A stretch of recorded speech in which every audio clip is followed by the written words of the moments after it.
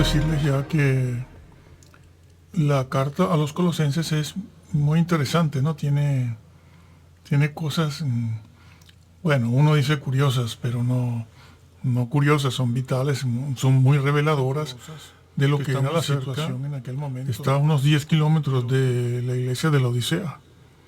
Ahí está en el mapa, ¿no? Lo vieron en la aplicación. Y resulta que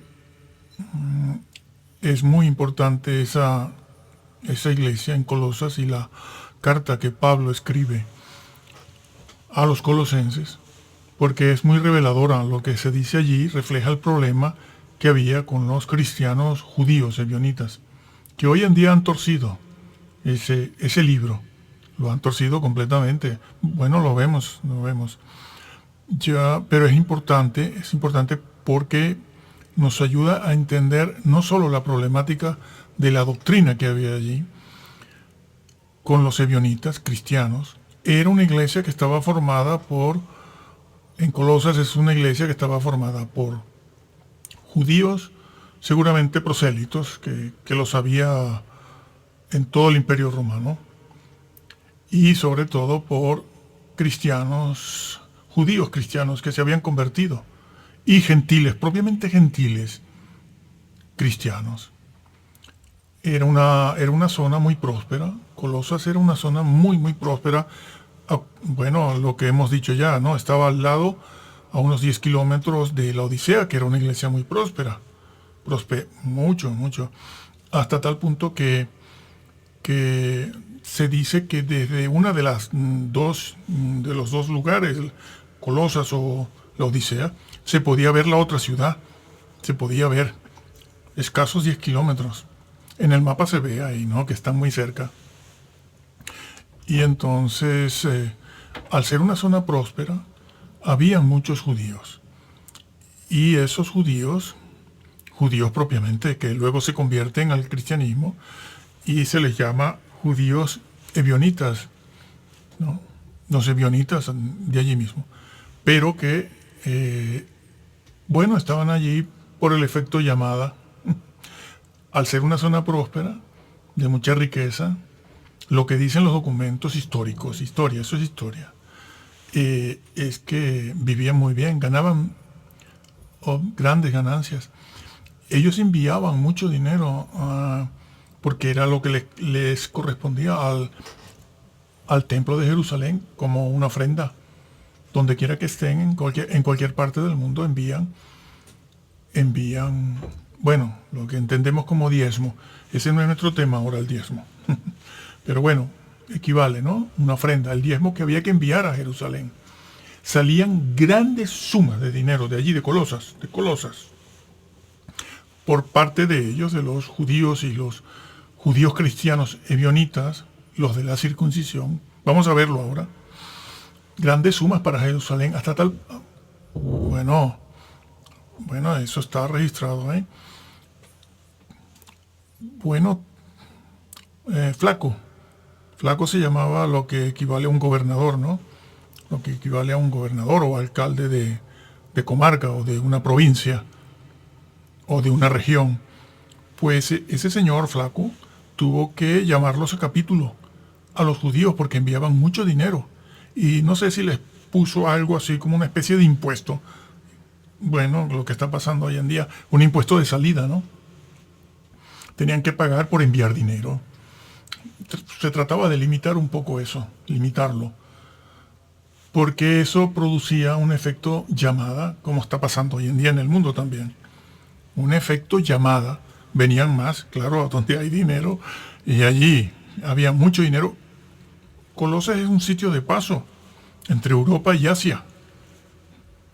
Entre Europa y Asia. Entonces el comercio era muy próspero allí. Y entonces hacía un efecto llamada y venían muchos a la zona toda. La Odisea también. Era una zona próspera. Porque es un sitio de paso todos esos lugares. Éfeso está muy cerca. Allí está Esmirna también, de donde era Policarpo. Policarpo siglo I, discípulo de Juan el Evangelista. Y de allí de Esmirna sale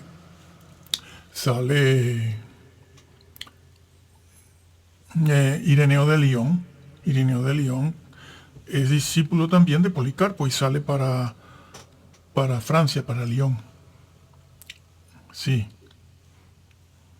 exactamente. Entonces, bueno, regreso.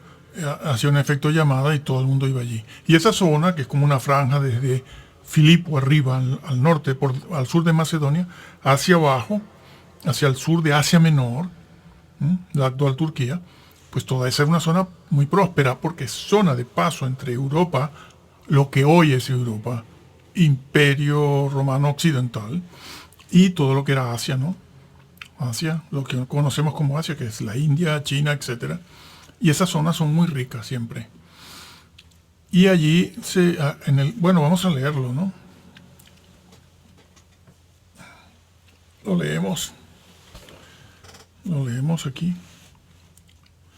Hay varias cosas que decir del libro a los Colosenses. Como estamos estudiando el tema de los papiros, aquí este libro nos va a facilitar un ejemplo tanto de las herejías que había en aquel tiempo y por qué se formaban, así como cómo se van corrompiendo los manuscritos o las copias de los manuscritos originales, como estamos viendo en la aplicación. Así que esto también va ahí. O sea que están ganando doble, ¿no? Estamos viendo dos cosas en una. Y después seguimos más, pero es necesario detenerse aquí para seguir en el tema, ¿no? Además, en el libro a los Colosenses se habla de la naturaleza, la esencia de Jesús.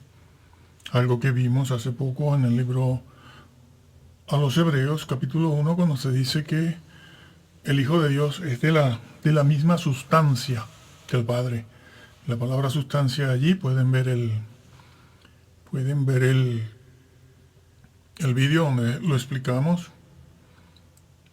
De la misma sustancia que el Padre. Resulta que Colosenses va a decir algo semejante.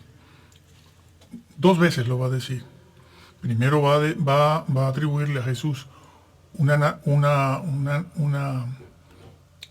vamos a decir que una característica, imagen, cuando dice el versículo 15 así dice que Jesús es la imagen, pero después va a decir que en él habita la plenitud de la deidad. Y vamos a ver eso y ver cómo se ha corrompido. Pero estamos en Colosenses 2, donde se dice,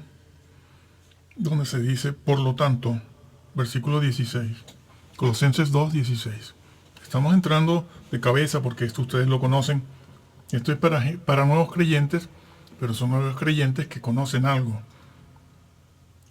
Bueno, son de 20, 30 años porque los creyentes de los últimos 30 años no... Muchos, la mayoría no sabe nada de esto y por las razones que sean. Pero resulta que, aunque no saben nada de esto, hay un grupito que quiere saberlo. Y esto está dirigido para unas 12, 20 personas. Si hay alguien que quiere saberlo, puede verlo, ¿no?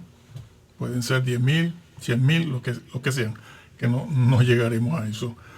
Porque esto no es popular y esto no interesa a nadie. A los cristianos esto no les interesa.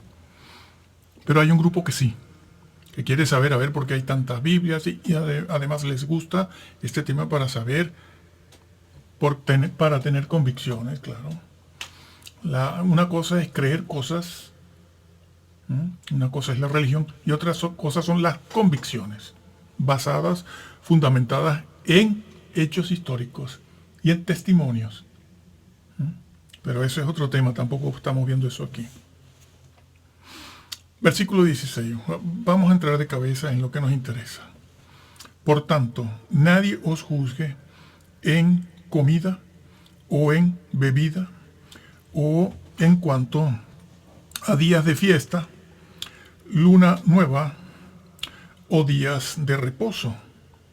El sábado. Es claro que está hablando de las leyes rituales de Israel, del Antiguo Testamento. No hay que darle más vuelta a esto. Está hablando de eso. Y entonces dice el versículo 17, todo lo cual es sombra de lo que ha de venir. Cuidado con esto, vamos a analizar esto y ver cómo lo han torcido. Todo lo cual es sombra de lo que ha de venir, pero el cuerpo es de Cristo. Salió Jesús aquí en Cristo de repente, ¿no? Hablando de fiestas, del sábado, días de reposo, luna nueva, etcétera. Saltó el Señor aquí. ¿Y esto qué es? ¿Qué es esto? Bueno. Versículo 18. Nadie os prive de vuestro premio, afectando humildad y culto a los ángeles, que está muy de moda, entre todos los creyentes, todos, sean del color que sean. Esto de los ángeles, bueno, es que viene de allí de los judíos también. Hombre, claro. Ahora vamos a ver aquí el problema judío, evionita, de la circuncisión, los judaizantes, y vamos a ver el problema de los calvinistas, que son los gnósticos. Aquí estaban los gnósticos. Docetas también, sí. Habían docetas. Habían quienes tenían una mezcla de ambas cosas, ¿no? Como siempre ocurre. Bueno, entonces, que ese es el trasfondo que hay aquí. Gnosticismo, gnósticos, no, los gnósticos del destino. Los que creen que son salvos, personas que son salvas porque han sido especialmente escogidas, destinadas e iluminadas, solo ellas, ya de antemano. Ese es el gnosticismo. Tampoco estamos estudiando de manera particular el gnosticismo. Que por ahí hay un PDF que va a salir o un PowerPoint, donde sí hacemos un poco más escudriñamos un poco más esto de los gnósticos y lo que creían ellos, los docetas y los ebionitas. Está por ahí, sí. Aquí seguimos de largo. Y releo. Nadie os prive de vuestro premio, afectando humildad. ¿Sabe? La apariencia de piedad. Afectando es simulando piedad. Simulando, caramba, yo. El llorón. El pastor llorón bueno, hombre, eso arrastra multitudes millonarias, ¿no? Y siempre está con el lagrimeo en el púlpito y tal. Pobrecito, le tienen lástima. Ya no es cuestión de fe ya, sino que le tienen lástima a él. Afectando humildad y culto a los ángeles, entrometiéndose en lo que no han visto, vanamente hinchado por su propia mente carnal, y no haciéndose de la cabeza. ¿Por qué dice esto? Ahora no haciéndose, ¿qué tiene que ver esto de las lunas nuevas, las viejas, el día de reposo, las fiestas, el afecto a los ángeles, con decir esto ahora? No haciéndose de la cabeza, que es Cristo, por eso está en mayúscula. Y no haciéndose de la cabeza, en virtud de quien todo el cuerpo, ahora sale la iglesia, dice todo el cuerpo,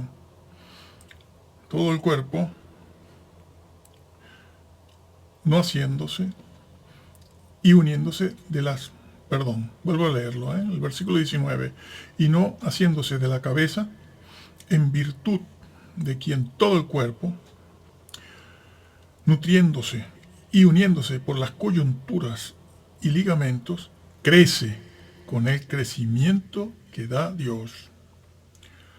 Pues ni habéis muerto con Cristo, etc. Aquí el versículo que nos interesa es el 16 y el 17. Nadie os juzgue en cuanto a comidas, fiestas, todo eso que sabemos que es una referencia a toda la ley ritual, que aquí no se nombran sino 3 o 4 cosas. Nadie os juzgue con respecto a eso. Nadie os prive, afectando humildad y culto a los ángeles, entrometiéndose en lo que no han visto. Y el versículo 16 dice, por tanto, nadie os juzgue en cuanto a esto, ¿no? Todo lo cual es sombra de lo que ha de venir. Entonces está diciendo eso, que eso de las fiestas, eso de las lunas nuevas, eso de el afectarse, la apariencia de piedad, todo, luna nueva, luna vieja, fiestas, el guardar días Y todo lo que se está diciendo ahí es una... Exactamente, dice eso. Todo lo cual es sombra de lo que ha de venir. De lo que ha de venir. ¿Cómo está en el griego eso? ¿Qué dice? ¿A qué se refiere? ¿Qué tiempo es? ¿Está hablando de un presente? ¿O está en el pasado hablando del futuro que habría de venir y que saque el presente? ¿O está hablando allí en ese momento y haciendo una referencia al futuro? Que es lo que hacen los mesiánicos. Vamos a verlo. Pero es sombra de lo que ha de venir. Y luego dice, pero el cuerpo es de Cristo. ¿El cuerpo? ¿Qué cuerpo? ¿Cuál es el cuerpo de Cristo? Se presta confusión si no lo entiende bien. Hay quien piensa que es que una cosa es el Hijo de Dios que vino y se une a un cuerpo. Se une a un cuerpo. Es decir, no asumió naturaleza humana, sino que se une a un cuerpo. Míralo, ahí está, ya está. Lo tiene fácil. Los mesiánicos lo tienen fácil aquí para su teoría del modalismo. Unos el modalismo y otros el adopcionismo. Lo tienen ahí. Ya, si usted lee solo eso, pues puede entender cualquier cosa como esa. Pero vamos a ver los tiempos verbales y vamos a ver qué concepto es ese de sombra. Toda la ley ritual, porque está hablando de la ley ritual, es sombra. Bueno, ya nosotros nos damos cuenta, ¿no? Pero hay que demostrarlo. Vamos a demostrarlo. Y vamos a ver la evidencia interna del mismo libro y la evidencia interna del resto del Nuevo Testamento. Sobre todo, vamos a ver el concepto de Pablo. Rápidamente, esto es muy sencillo, Esto es muy sencillo. Vamos a ver la evidencia interna del libro y cuál es el concepto que Pablo tiene, porque él es el que usa eso de la sombra. Es Pablo, ¿Cuál es el concepto paulino de esto de sombra y el cuerpo? Sombra de lo que ha de venir. ¿Para qué utiliza el vocablo sombra? Aquí lo está relacionando con el cuerpo y de repente dice, el cuerpo es Cristo. Y uno se queda en la luna. Yo por lo menos me quedo en la luna. Yo lo puedo ver aquí. Entonces hay que averiguar. La aplicación, así no perdemos tiempo. No nos distraemos. Pero es lo que ustedes tienen ahí. Sí, bueno, lo vemos. Vamos viendo mejor el texto, ¿no? Ahí dice Colosenses 2:17, que dice esa expresión, las cosas que han de venir, que habían de venir. No es un verbo. Ellos lo tratan como un verbo. Esto es un participio presente activo. Todo el mundo sabe que un participio no es propiamente un verbo. Está más bien calificando algo. Está calificando las cosas que acaba de nombrar. ¿Cuáles son? Bueno, esas de las fiestas. Estas cosas de, para yo no decir nada que no es. Nadie os use en cuanto a comida, bebida, fiestas, luna nueva, días de reposo. El día de reposo es el sábado. Eso es judío. Entonces, está diciéndose eso. Nadie os use con respecto a esto. Entonces, sombra. ¿La sombra de qué? Estas cosas son sombras, esas de la ley ritual. No está hablando de ley moral, como no hablaba de ley moral en Gálatas ni aquí. Esas cosas, la ley ritual, era sombra, son sombras, se refiere a eso. El vocablo sombra de lo que. Hay que traducirlo así, esa es la traducción que está. Sombra. Ajá. Entonces ya se ubicó en esas cosas y dice que eso es sombra. Y sabemos que el concepto de Pablo, que Pablo tiene de sombra, en Hebreos, en el libro de Hebreos, por ejemplo, es que lo utiliza el vocablo sombra para referirse a algo que no es la realidad en sí, sino como una representación o un elemento o una copia, como lo era el tabernáculo, de la realidad, de lo que es real. Y el tabernáculo, ya sabemos por Hebreos 9:9, que lo leeremos ahora, era una copia del celestial. El tabernáculo terrenal era una copia, era una sombra, y una sombra de lo que ha de venir. Y Pablo está hablando, se está ubicando en el Antiguo Testamento aquí, en este momento, y dice que eso se va hasta el Antiguo Testamento, se va hasta allá, y allá ubicándose, hablando de eso, dice que es que esto es sombra de lo que ha de venir. Ha de venir. ¿Qué es lo que ha de venir? Y ya lo dice el cuerpo de Cristo. Pero cuando dice el cuerpo, está refiriéndose a la esencia real de esas cosas. ¿Qué es Cristo? ¿Por qué? Porque Cristo es el cumplimiento de eso. Y cuando dice ha de, las cosas que ha de, eso es ha de venir. Y es decir, de lo que ha de venir y de lo que vino. Lo está calificando. Es un adjetivo, no es un verbo. Porque los mesiánicos traducen esto como si fuera un verbo propiamente. Y no es un verbo, es un participio presente activo. Trabaja, tiene características de adjetivo.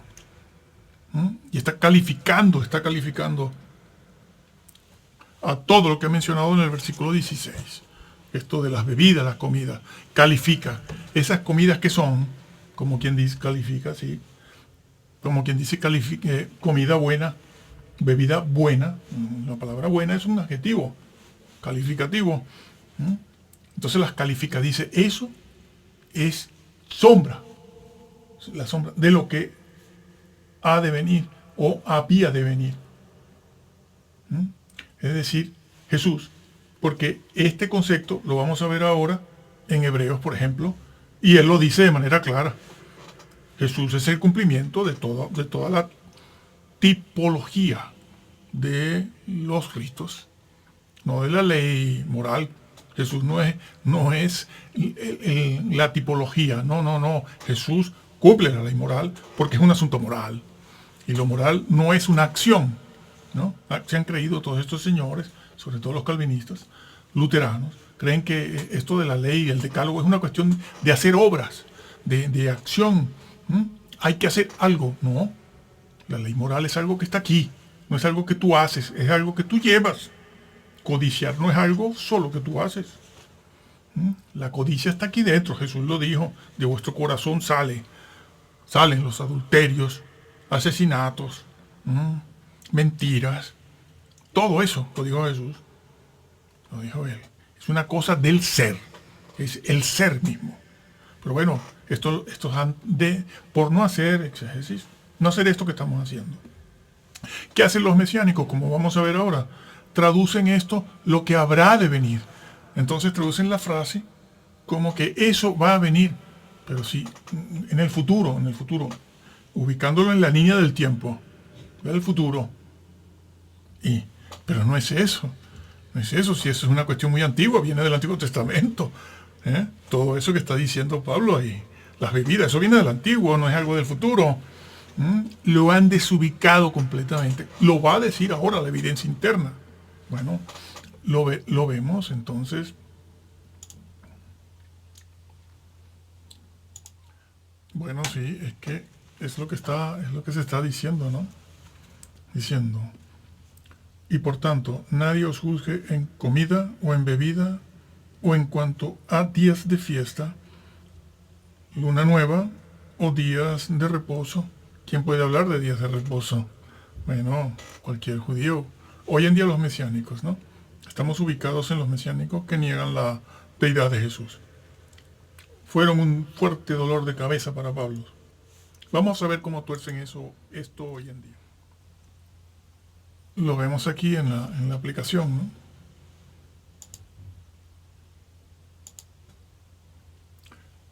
Lo vemos aquí en la aplicación, ¿no? Esta aplicación. Lo vemos aquí. Lo manejamos desde aquí. Bueno, vamos a verlo. ¿Qué se dice ahí? Me gusta leerlo en mi Biblia. Él dice, todo lo cual es sombra. Todo lo cual es sombra. Bueno, estamos viendo ahí el tiempo en que se usa Este es el vocablo sombra, lo tienen ahí, el vocablo sombra. Las cuales cosas son una sombra. ¿A cuáles cosas son? ¿A qué se refiere? ¿Y cuál es el concepto paulino de sombra? Porque ese concepto va a aparecer en el libro de Hebreos, ¿eh? En Gálatas también, ¿sí? Porque él tenía a los judaizantes, ebionitas, cristianos, allí en todos lados. Como ya les dije antes en la aplicación, creo que fue, todas esas iglesias estaban formadas por cristianos que venían directamente del mundo gentil, judíos, propiamente judíos, que se habían convertido aparentemente, y muchos se convirtieron, pero fueron cayendo en la apostasía. Apostasía en el sentido de, no de alejarse de la fe, sino como está en el libro a los hebreos, que al lado de Jesús ponen a Moisés, a Aarón, a ángeles también, porque eso es muy propio de ellos, y todas las leyes rituales, Entonces, bueno, así fue eso. Era sombra, es decir, no lo real, no lo verdadero, sino una sombra, una representación o un símbolo si se quiere, pero es la sombra de lo que ha de venir.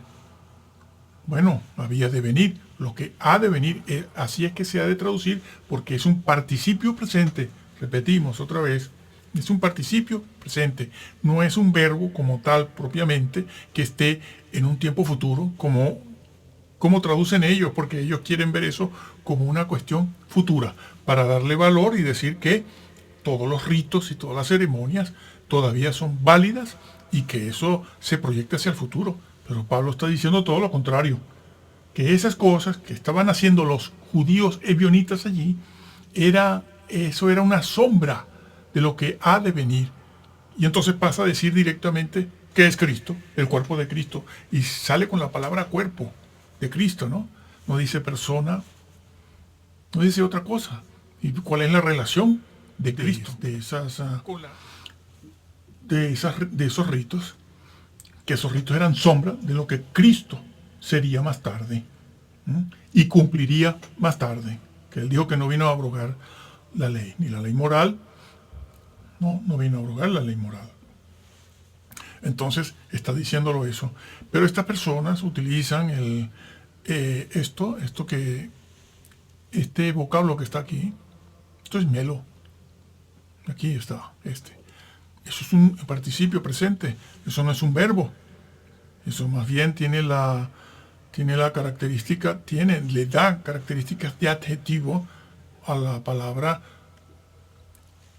al significado de ese mismo vocablo, de esa misma semántica, de ese mismo vocablo, mejor dicho.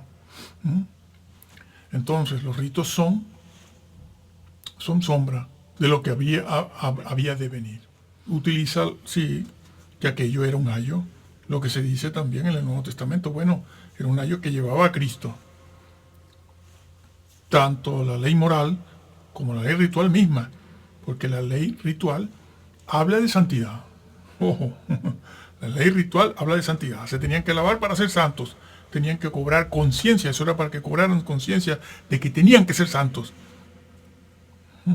Deben ser santos. Por eso muchas leyes rituales, por ejemplo el lavamiento, tenía que ver con la santidad, estaban relacionadas, pero era para, entre otras cosas, para crear conciencia de que había que ser santo, se tenía que ser santo.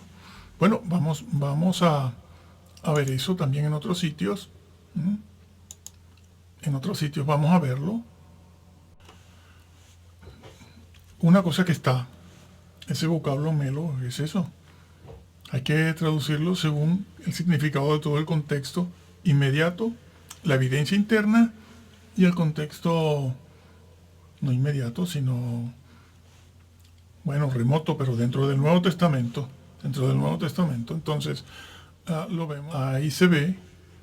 Vamos a verlo aquí. Bueno, estamos en el bizantino que estábamos viendo. Porque es melo. Bueno, este es el tiempo verbal. Nos interesa que es un participio. Ese melontón es un participio, adjetivo. Luego tenemos, bueno, parte verbo, parte adjetivo. Pero está calificando, ¿eh? Y significa eso, algo que está